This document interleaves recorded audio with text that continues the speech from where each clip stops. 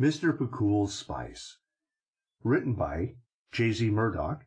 Narrated by Tom Remick. Here, we'll tie this like so. Jake tied the dirty bandage around his daughter's wrist. She looked up at him with that look, the one that children give their parents when something hurts but they aren't quite sure how to react. Jake finished and smiled. He looked into her eyes, inches away from his. She forced her own tiny smile. He looked around. It was bleak here. It was gray, and it was cold.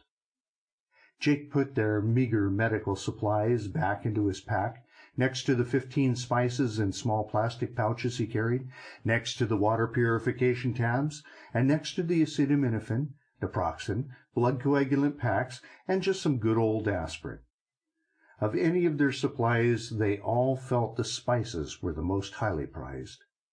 Jake rubbed his hands together to warm them. He cinched up his pack and threw it over his shoulder. He looked Shar over one last time. Touching her leg, he smiled and watched as her face broke into a weak grin in return. They were all so weak from lack of food. Winter, to state it blandly, sucked. Jake gently rubbed his daughter's arm, looked at her lovingly, and then stood up. As he helped Shar to stand, she looked up at her father through 8-year-old eyes. They were innocent, lost, and hurt, just as they all were. Her brother Vic, the older at 12, walked up shaking his head. There's nothing beyond, Dad." He appraised his sister. She seemed fine to him. Vic looked back at his dad, then down at himself. Oh, they were filthy. Their clothes were torn in places. Shar dusted herself off, not that it did any good. They hadn't seen the inside of a building in days, hadn't eaten a real meal in seemingly forever. Their multiple layers of clothing were somewhat made up for their condition. They were mostly warm, though, amazingly enough. At least these Oregon woods were typically subjected to fairly mild winters. Thank God they weren't in the Midwest or worse.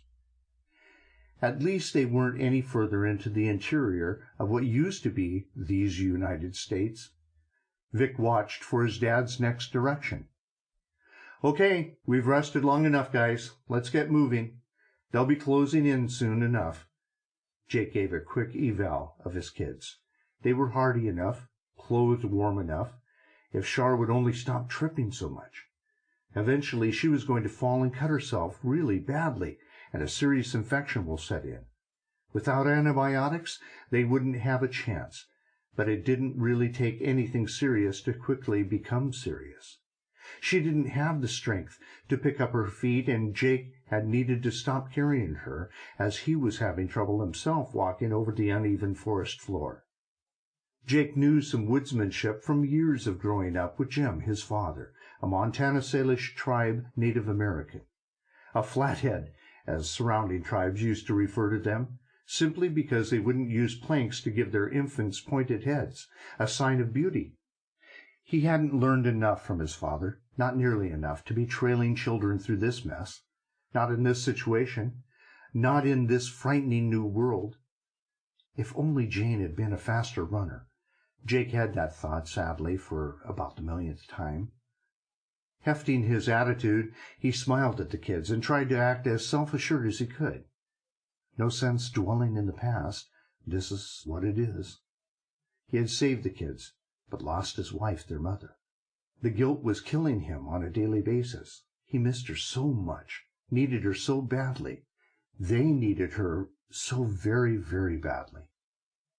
"Well," Jake looked at his kids, "let's go." He picked up his rifle, an old SKS, older version of an AK-47. He readjusted the 2 blades he carried slung over his back, and then shrugged everything to its proper place. He had tried to hide his weapons as he feared it would make Shar uneasy, but speed of access to them was far more important. Jake carried as many weapons as he could, including several semi-auto handguns, a short shotgun, the 2 short swords slung over his back that were some kind of machete. He called them swords because Vic seemed to get a kick out of Dad carrying swords. They had heft to them. He also had several knives and assorted and sundry other items, all extremely helpful in the dispatching of death to any assailants Sample complete. Ready to continue?